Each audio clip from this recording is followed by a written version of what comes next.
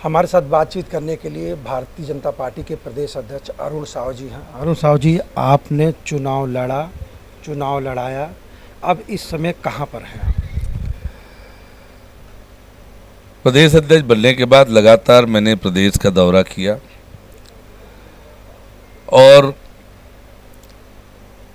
इस संकल्प के साथ कि छत्तीसगढ़ में भारतीय जनता पार्टी की सरकार बने, राज्य की जनता को कुशासन और भ्रष्टाचार से मुक्ति मिले, और इसको लेकर लगातार मैंने काम किया।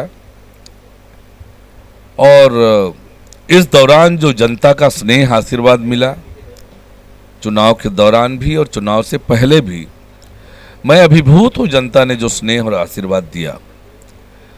छत्तीसगढ़ की भोली भाली ईमानदार मेहनती जनता को जिस तरह से 5 साल में भूपेश बघेल की सरकार ने ठगने का काम किया, धोखा देने का काम किया, 5 साल में उन्होंने जो छत्तीसगढ़ की दुर्दशा की, छत्तीसगढ़ का आम नागरिक इस सरकार से त्रस्त और परेशान था। हर वर्ग को ठगा, धोखा दिया, वादा खिलाफी की, छत्तीसगढ़ की दुर्दशा की, और जनता ने परिवर्तन का मन बना लिया था। ये स्पष्ट रूप से दिख रहा था चुनाव के दौरान भी, उससे पहले भी।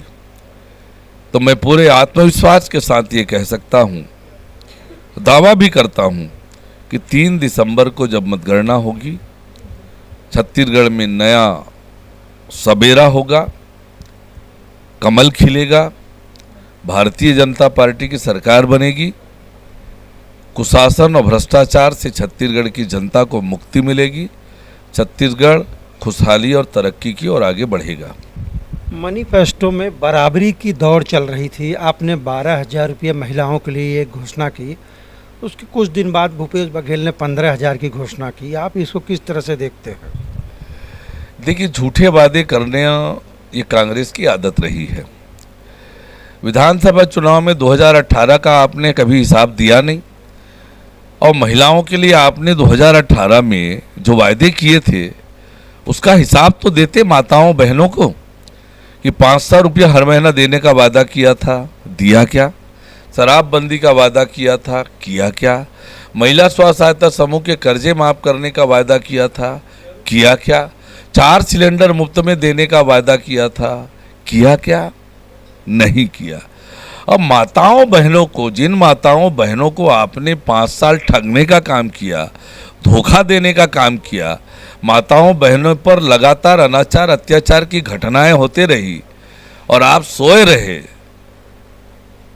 तो माताओं बहनों को आप पर भरोसा है नहीं भूपेश बघेल जी।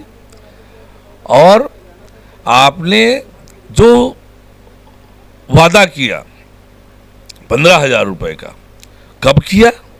प्रथम चरण के मतदान होने के बाद किया।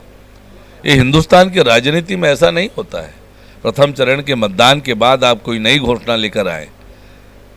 आप नई घोषणा लेकर आए, आपको दिखने लगा कि मैं हार गया, संभावित हार को देखते हुए मजबूरी में आपको घोषणा करनी पड़ी, लेकिन उसका कोई असर महिलाओं पर, जनता में नहीं हुआ, क्योंकि ये झूठा वादा है, ये सबको पता था। कांग्रेस पार्टी में भीतर घात पर कार्रवाई शुरू हो गई है, दर्जनों नेताओं के ऊपर कार्रवाई हो चुकी है, क्या देखते हैं? डूबते हुए नाव को जब देखते हैं ना, तो यही होता है। क्या छत्तीसगढ़ की जनता आपको 3 तारीख के बाद सीएम के रूप में देखेगी? भारतीय जनता पार्टी का सीएम छत्तीसगढ़ की जनता देखेगी, मैं ये स्पष्ट रूप से कह सकता हूँ। आपको भारतीय जनता पार्टी का सीएम होगा 3 दिसंबर के बाद, ये स्पष्ट रूप से कह सकता हूँ। ये थे अरुण साव। इन्होंने साफ तौर पे कहा कि जिस तरह से छत्तीसगढ़ में भारतीय जनता पार्टी का माहौल है, छत्तीसगढ़ में भारतीय जनता पार्टी की सरकार बन रही है। कैमरामैन विजय के साथ श्री प्रकाश तिवारी, रायपुर।